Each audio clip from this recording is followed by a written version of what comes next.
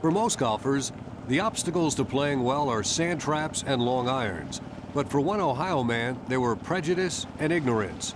Scott Newell shows us how a never-give-up attitude became the key to building one of America's historic golf courses.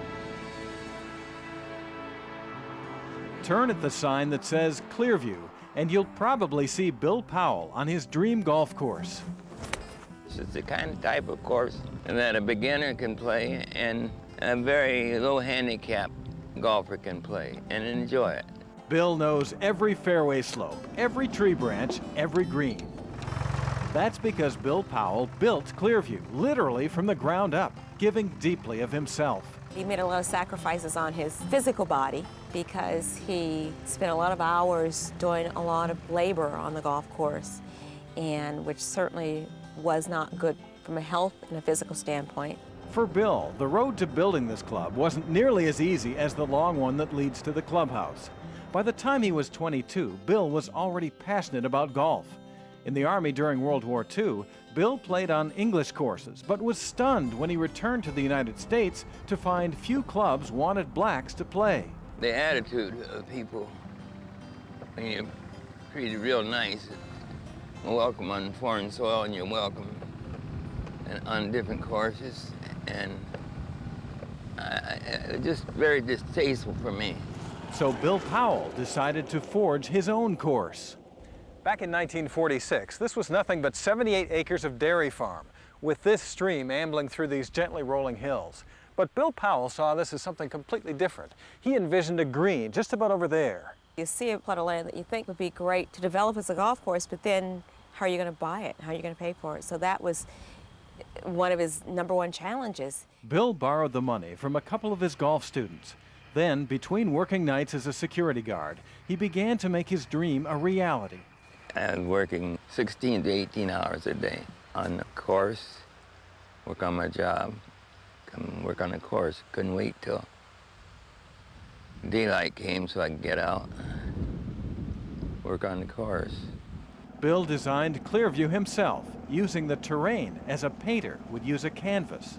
And you visualize a golf course, and as soon as you see the land, instantly you know what you can do with it.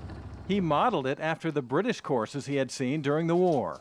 What he did was used all the natural elements that were here, and there's a stream that runs all through the golf course, and he built the course around that, and the landing areas, he put in certain places, and the direction that the holes run, and everything, the way the trees are, and the boundaries, and so in the whole terrain, the hills, and he used all that. It's all such a very natural golf course. Now, more than a half-century later, Clearview stands as the first public course to be designed, built, and owned by an African American.